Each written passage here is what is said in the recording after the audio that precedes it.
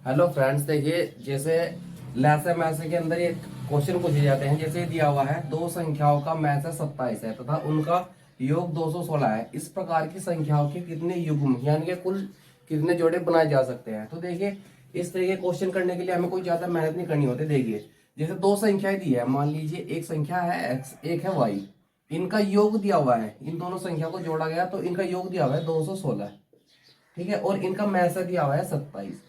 जब हम इसे 27 से डिवाइड कर देंगे तो 8 टाइम्स डिवाइड होगा। अब देखो ये दो संख्याएं अप्रोक्स मानी गई हैं, लगभग में मानी गई है कि दो संख्याएं हैं एक्स और वाई, जिनको जोड़ा गया तो 8 आया। अब देखिए कौन कौन सी ऐसी संख्याएं हो सकती है जिनको जोड़ने के बाद हमारा 8 आता है। देखिए 1 और 7, 2 और 6, 3 और 5 और 4 और 4 से भी हमारा 8 आ जाएगा। लेकिन इसमें जो भाज्य है, भाज्य गुणनखंड है, उन्हें हम नेगलेक्ट कर देंगे। जैसे ये है, इसको हम हटा देंगे, और ये है, इसको भी हटा देंगे। तो टोटल कितने युग्म बनेंगे? 1 और 7 और एक बनेगा 3 और 5। तो टोटल 2 युग्म बन गए यहाँ से। तो ये संख्याएं कौन कौन सी हो सकती है? देखिए अगर मैं 1 और 7 में गुना कर दूं 27 से, तो यहाँ से एक दो संख्या निकल के आएंगी, वो भी हो सकती है। और अगर मैं 3 और 5 के अंदर 27 की गुणा कर दूं तो भी दो संख्याएं निकल के आएंगी, वे भी हो सकती है। देखिए वे दो संख्याएं हो सकती है, उनको जब हम जोड़ेंगे, जैसे यहाँ से निकल के आएंगे। देखिए जैसे मैं बता देता हूँ आपको, देखिए यहाँ से जो संख्या निकल के आएंगी, एक तो आएगी 27 और एक आएगी 49। ये देखिए 27 और 189, ये दो संख्याएं हैं। इनको अगर हम जोड़ेंगे तो 216 आएगा, और अगर हम इनका मैसा निकालें तो 27 आएगा। तो इस प्रकार के युग्म निकालने के लिए हमें इस तरीके से जो उनका योग या उनका अंतर दिया हुआ है उनके मैसे से हम डिवाइड कर देंगे। और ये जो 8 आया है, जो 8 आया है ना, ये एक अप्रोक्सीमेट वैल्यू होती है, लगभग में। एक्चुअल वैल्यू नहीं होती, एक्चुअल की तो संख्या ये है। अगर हम अब इन संख्याओं को जोड़ दें तो 216 आएगा, और इनका मैसे निकाल ले तो 27 आएगा। ठीक है, अब देखिए दो संख्याओं का योग 275 है और उनका जो मैसा दिया हुआ है वो 25 है। तो हमें संख्याएं बतानी क्या है। देखिए अब इसमें यहाँ पे दिया हुआ है दो संख्याओं का योग। दो संख्याएं कौन कौन सी है वे? जैसे एक मान लिया हमने x है और एक मान लिया y है। इन दोनों संख्याओं का योग 275 दिया हुआ है। ठीक है, और उनका मैसा दिया हुआ है 25। ठीक है, इसे हम यहाँ से डिवाइड करेंगे तो देखिए यहाँ से ये आ गया, ये कितनी बार डिवाइड हो गया? इससे 11 12 11 बार पूरा पूरा डिवाइड हो गया। देखिए अब दो संख्याएं थी जिनका योग, यानी कि हमने लगभग में मान रखा है कि एक्स और वाई कोई अप्रोक्सीमेट वैल्यू है, जिनको दोनों को जोड़कर 11 आया है। तो अब हम उन संख्याओं को अगर निकालें तो कैसे निकाल सकते हैं? देखिए 11 किन किन संख्याओं से आ सकता है? 11 आ सकता है 1 और 10 से, 2 और 9 से, 3 और 8 से, ठीक है, 4 और 7, 5 और 6। यहां से हमारा 11 आ सकता है। 11 निकालने के लिए हमें क्या क्या करना पड़ेगा? देखिए जिसमें जो भाज्य जोड़े हैं उनको हम हटा देंगे। लेकिन देखिए यहाँ से कौन कौन सी संख्या आ सकती है? देखिए अब इसमें भाज्य कोई नहीं है, सारे अभाज्य गुणनखंड है। देखिए यहाँ से अगर हम इस जोड़े से उन संख्याओं को निकालने हैं तो हमें इनके मैसे में अगर हम गुना कर दे, देखिए यहाँ पे 25 की गुना कर दे 25 आ जाएगा, और दूसरी संख्या आएगी 250। ठीक है दोस्तों, यहां से भी अगर हम इसमें 25 से गुना करते हैं तो ये आ जाएगा 50, और ये आ जाएगा 225। ठीक है दोस्तों, देखिए इस संख्या में भी अगर हम गुना कर दे तो ये आ जाएगा, गुना हमेशा मैसे से ही करनी होगी, तो ये आ जाएगा 75 और ये आ जाएगा 200। देखिए यहां से भी अगर हम इसमें 25 से गुना कर दे तो यह जाएगा 100, और यह जाएगा 175। यहां से भी देखिए अगर हम 25 से गुना करें 125 और 25 छिपी 150, 150। देखिए यहाँ पे इन संख्याओं को, इन कोई सी भी दो संख्याओं को जोड़ लीजिए, हमारा हमेशा 275 ही आएगा। और इन संख्याओं का हम जब भी मैसे निकाल लेंगे तो 25 आएगा। इस तरीके से हम किसी भी संख्या की वैल्यू यहाँ पे निकाल सकते हैं। देखिए दोस्तों अगला सवाल दिया हुआ है दो संख्याओं का अंतर 24 है तथा उनका मैसा 12 है, तो ऐसी संख्याओं के कितने जोड़े बनेंगे? देखिए इसमें क्या कर सकते हैं हम। देखिए इस पहले योग दिया हुआ था, अब दिया हुआ है अंतर, यानी कि दो संख्याएं हैं एक्स और वाई।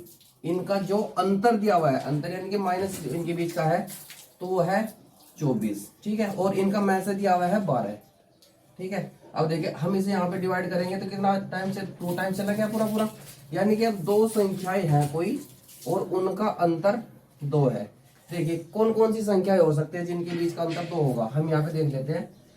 ऐसे देखिए 1 और 3 के बीच का अंतर भी 2 होगा, 2 और 4 के बीच का अंतर भी 2 होगा, 3 और 5 के बीच भी अंतर, और इसी तरीके से हम यहाँ पे देख लेंगे कि 4 और 6 के बीच में, 5 और 7 के बीच में। तो इसके जो ये भाज्य फैक्टर आ रहे हैं इनको तो हम हटा देंगे, ठीक है। लेकिन जैसे ये आ रहे हैं, ये अभाज्य फैक्टर्स गुणनखंड आ रहे हैं, इनको हम निकालते चले जाएंगे तो ये अनंत टाइम तक, इनफाइनाइट टर्म्स तक ऐसे ही आते चले जाएंगे। तो इसका आंसर कुछ इस टाइप से दिया हुआ होगा कि इसका आंसर अनंत होगा, कि अनंत ऐसी संख्याएं होंगी जिनके बीच का अंतर हमेशा 2 होगा, ठीक है दोस्तों। देखिए दोस्तों जैसे अगला सवाल दिया हुआ है, दो संख्याएं जिनका गुणनफल 2700 है तथा उनका मैस है 15 है, तो ये संख्याएं क्या हो सकती है। देखिए अब दो संख्याएं दी है, मान लीजिए देखिए एक संख्या है x और एक है y। अब इन दो संख्याओं का, जैसे दोनों संख्याओं का गुणनफल दिया हुआ है तो इनके मैसेज से हम इनके साथ हम गुणा कर देंगे, और यहाँ पे दिया हुआ है इनकी भी गुणा हो गई दोनों संख्याओं की, ठीक है। यहाँ पे भी 15 आ जाएगा, ठीक है। और उनका गुणनफल कितना दिया हुआ है 2700। तो देखिए हम इसको लिख सकते हैं कि x और y ये यहाँ से निकल के आ जाएगा, इसके डिवाइडेशन में चला जाएगा, ठीक है दोस्तों। यहाँ पे ये ऐसे आ गया 15 गुना 15। तो हम जब इसको डिवाइड करेंगे देखिए यहाँ से ऐसे हो जाएगा 15 एकम 15 9 15 6 90, देखिए 15 एकम 15 और यहाँ पे बच गए। अब हम इसको इस तरीके से लिख सकते हैं, देखो दोस्तों डिवाइडेशन जो होती है हम इस टाइप भी कर सकते हैं, जैसे ये लिखा होता है 2700 और इसको हम कर सकते हैं 15 गुना 15। तो देखिए अगर मैं इस 2700 को लिख दूं कि 27 गुने 100, तो ये भी तो 27 है ना। तो देखिए इससे इस तरीके से करने से हमारी जो कैलकुलेशन है वो थोड़ी इजी पड़ जाती है। देखिए इसे मैं 5 से डिवाइड करूँ तो 5 3 15 और 5 दूनी 10 यानी कि 20। इसे भी 3 से डिवाइड करूँ तो 5 3 15 और 5 चौक 20। अब देखिए 3 3 9 और 9 3 27, यानी कि ये आ गया 12, ठीक है। अब देखिए कोई दो संख्याएं थी जिनका गुणनफल 12 है, यानी कि x और y दो संख्याएं हैं जिनका गुणनफल 12 है। अब देखिए 12 कहाँ से आ सकता है, जैसे अगर मैं 1 और 12 की गुणा कर दूं, ठीक है। अगर मैं 6 और 2 की गुणा कर दूं, या मैं 4 और 3 की गुणा कर दूं, तो यहाँ से 12 आ रहा है। लेकिन देखिए ये एक अभाज्य गुणनखंड हो गया, इसे हम हटा देंगे।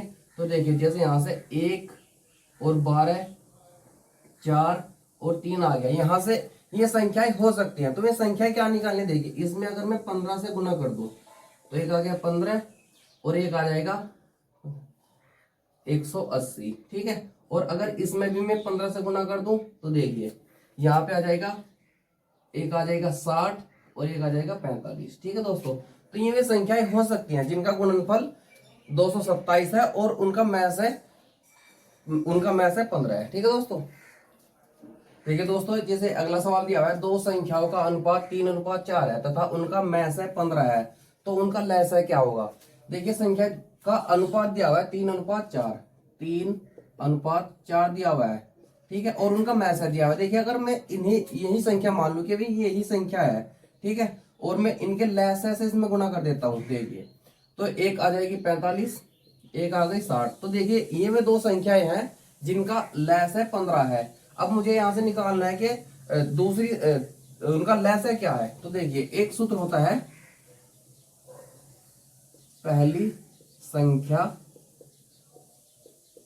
गुणा दूसरी संख्या बराबर लैस है गुणा मैस है, ये फॉर्मूला होता है।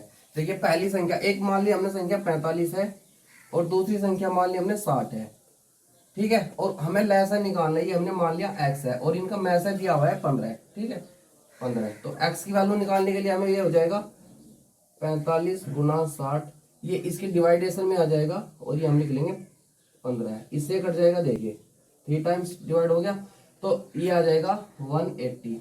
इसमें देखिए दोस्तों संख्याओं का अनुपात दिया हुआ था, अनुपात से बेसिस भी क्वेश्चन आते हैं और इनका मैसा दिया होता है, तो हम डायरेक्टली इस तरीके से संख्या निकाल सकते हैं, ये एक रूल होता है और ये एक फॉर्मूला है, इसे आप बहुत अच्छी तरीके से नोट कर लीजिएगा। ये आता है पहली संख्या गुना दूसरी संख्या बराबर लैस है गुना मैस है। यहां से हम इसका आंसर बहुत आसानी तरीके से निकाल सकते हैं। देखिए दोस्तों ये अगला सवाल दिया हुआ है, दो संख्याओं का लैस है 300 तथा उनका मैस है 15 है, यदि एक संख्या 60 है तो दूसरी संख्या क्या होगी। देखिए दोस्तों इसमें हमने अभी जो फॉर्मूला बताया था ये एक बहुत अच्छा फॉर्मूला है, पहली संख्या गुना दूसरी संख्या बराबर लैस है गुना मैस है। इस फॉर्मूले से हम डायरेक्टली, हमें कुछ भी और करने की जरूरत नहीं होती, डायरेक्टली निकल जाएगी कि वो दूसरी संख्या है क्या।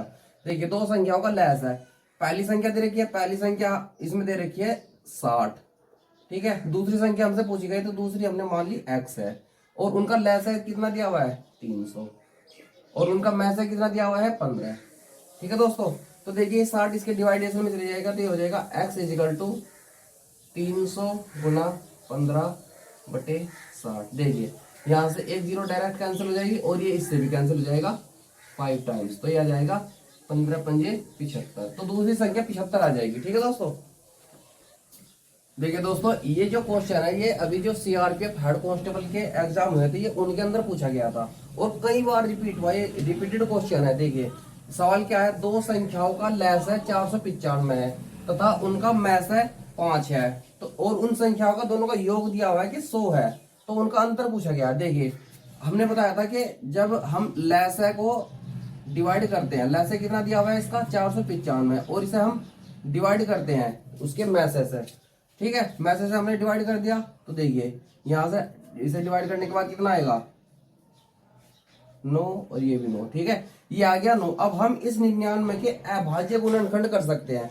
अभाज्य गुणनखंड कैसे होंगे, जैसे अगर मैं 9 की गुणा 11 से कर दूं तो ये एक अभाज्य गुणनखंड आ गया, फैक्टर आ गया, तो यानी कि एक संख्या है हमारी 9 के अप्रोक्सीमेट और एक है 11, ठीक है। अगर मैं इसके मैसे से इसके अंदर गुना कर दूं, ठीक है, तो एक आ जाएगी 45 और फिर से मैसे से गुना करूं तो एक आ जाएगी 55, ठीक है दोस्तों। अगर मैं इन दोनों संख्याओं को जोड़ दूं तो देखिए उनका योग तो आ जाएगा 100 और अगर मैं इन दोनों संख्याओं का अंतर निकाल दूं, देखिए इन दोनों का अंतर आएगा 10, तो यहाँ पे हमें अंतर ही पूछा गया था कि इनका अंतर क्या होगा, तो 10 इसका डायरेक्टली आंसर हो जाएगा। इस तरीके ये वे क्वेश्चन है दोस्तों जो एग्जाम के अंदर रिपीट होते हैं। देखिए ये रिपीटेड क्वेश्चन है हेड कांस्टेबल का, सीआरपीएफ में आया था ये अभी,